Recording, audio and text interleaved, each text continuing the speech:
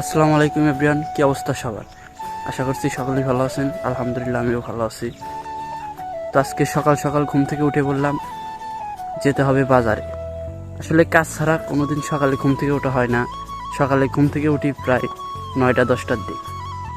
তো আজকে সকাল সকাল উঠে পড়ছি। আর শীতের দিন যে মজাটা, সেই মজাটা সকালেই পাওয়া যায়।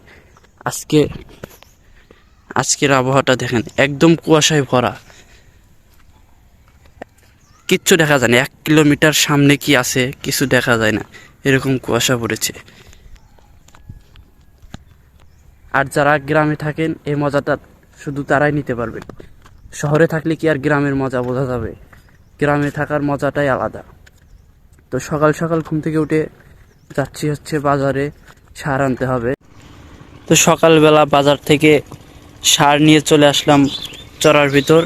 এখন ভুঁয়ে হাল চাষ দেওয়া হয়ে গেছে, সার দিয়ে তারপর মই দিয়ে ঠিক করে ধান কাটতে হবে।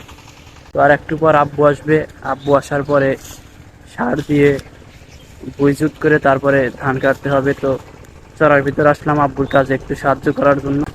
আমাদের এখানে প্রধান ফসল হচ্ছে ধান, যার কারণে আমাদের পুরো চড়াটাই শুধু ধান। ভুট্টার আবাদ হয় খুবই কম, ধানই বেশি হয়। আপনারা দেখতে পাচ্ছেন পুরা চড়ায় এখন ধান, কুয়াশার কারণে দেখা যাচ্ছে না।